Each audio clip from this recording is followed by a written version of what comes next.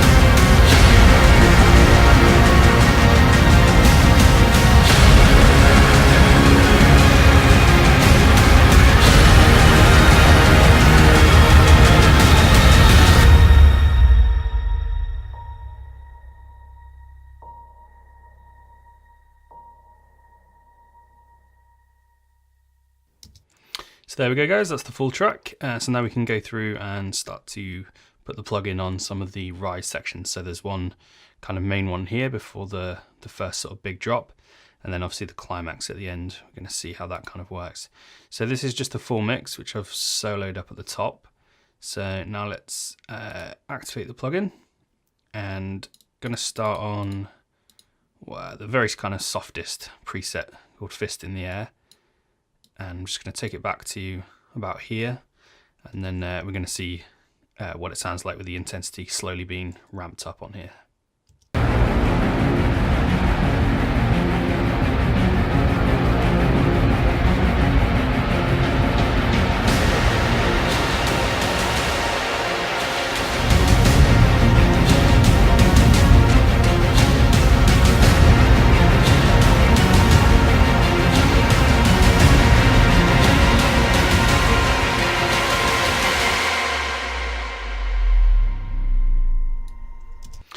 So as you can hear, it actually does a fair few kind of effects processes all in one go. There's, I'm not sure exactly what's in there, but there's definitely some filtering, some kind of cool delay stuff, and a bit of reverb being added, editing to kind of ramp up that intensity for the end section.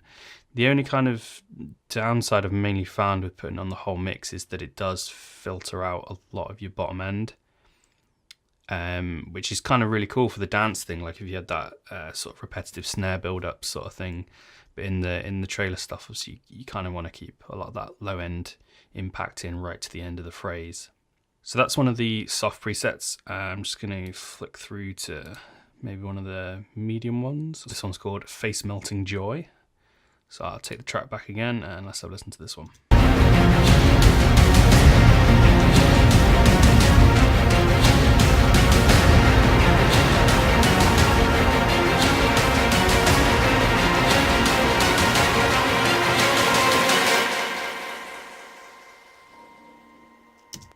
So on that one especially, you can really hear those delays happening at the end when it cuts off there. I've actually been kind of mainly playing with some of the hard and extreme settings.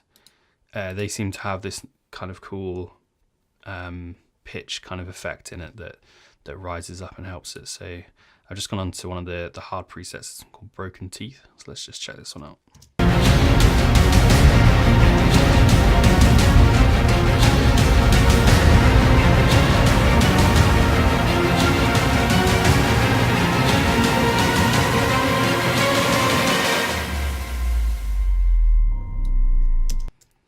So that for me is kind of one of the better settings for this kind of stuff. I still don't think I'd use it on the full mix for this kind of stuff. It's way too kind of filtered. But I do like the kind of rising pitch effect that it gives stuff. So let's just check out the extreme setting. Gonna do the same section and then I'll move on to this end bit.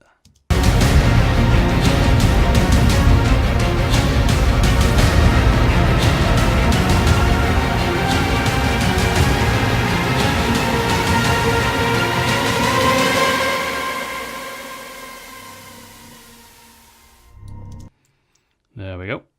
So now let's maybe just, because the extreme one's the one I kind of settled on that, or maybe one of the hard settings the most.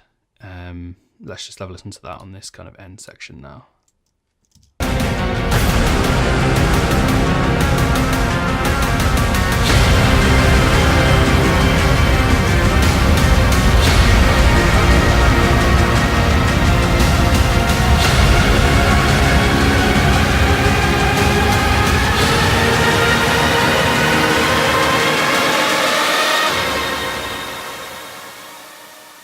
So I moved that back a little bit early there on the intensity. But you get the idea for that kind of full mix effect.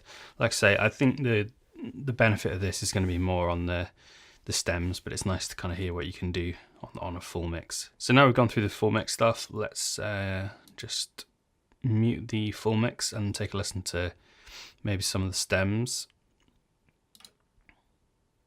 So I've tried it on the percussion stem here. Let's just get rid of that one because that's for the master one. And here we go, this is the one for the percussion stem. So if I just solo it for now, you can get a listen to it, and let's try the extreme one again.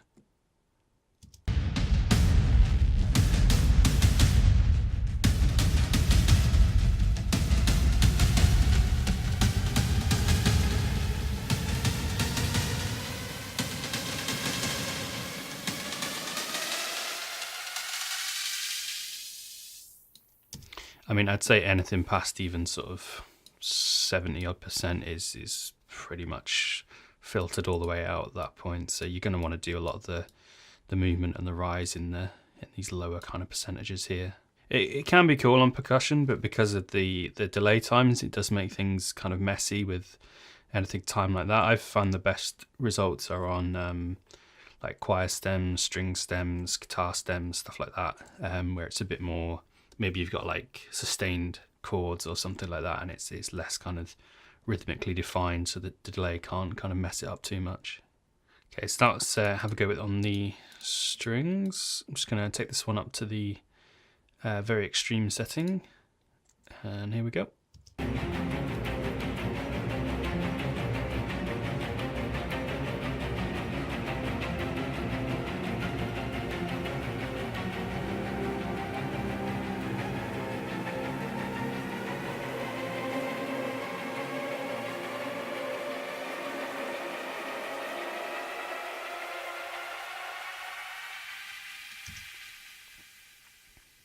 So it's kind of cool on a stem, especially near maybe like the end of a phrase where you want to have a lot of big low impacts come in. This can kind of, with the filtering especially, can clear out that kind of low mid area and bass area for you.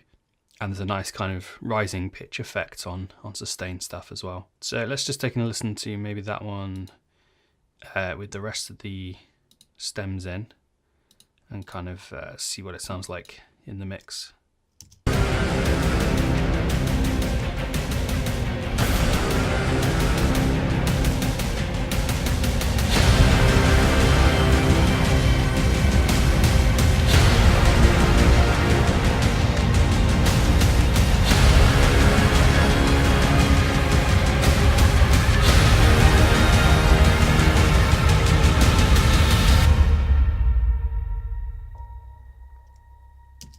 So a lot more subtle than obviously the full mix version, but I feel like maybe laying this up on a few stems kind of adds that nice sort of rise effect without sacrificing a lot of your low end for the rest of the track. Okay, so let's just disable this one, and we'll move on to the choir stem I've got here. So this is the choir stem on its own.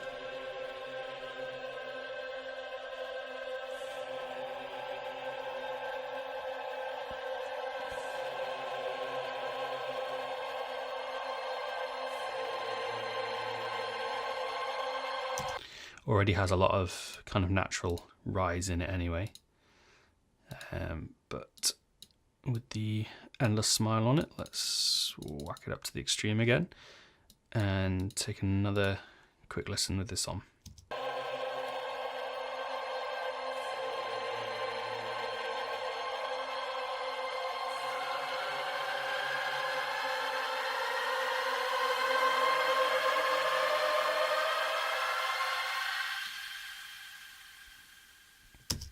So again, I think it just ramps it up that little bit more, gives you a little bit more rise. So I'd say overall this plugin's really great for trailer stuff, kind of used in the right way, I guess. I haven't found a use for it on the full mix, as I say, but layered up on 3 to 4 stems can sound really kind of great. There's a new track that I'm actually working on that I'm using it on for that.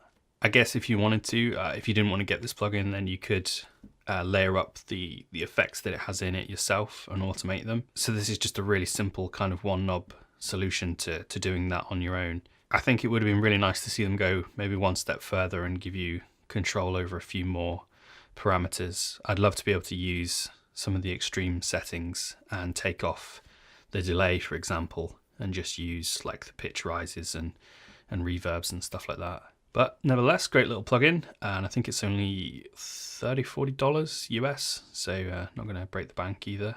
And it can add that sort of 10–20% increase to your tracks if you really want to push them for these rises and climaxes at the end. So yeah, that's going to wrap it up from me, guys. I hope you enjoyed this plugin walkthrough. The track here I have called Slow Dread, I'm going to put up on the channel in the next few days. And there's as I say, there's a track I'm working on at the minute that uses the plugin, and I'll put that up as soon as it's done as well. So thanks for watching, guys. I do more videos on sample libraries, plugin walkthroughs, and trailer music tracks and stuff like that. So if you're into that kind of thing, then give us a subscribe. And any questions, just let me know in the comments.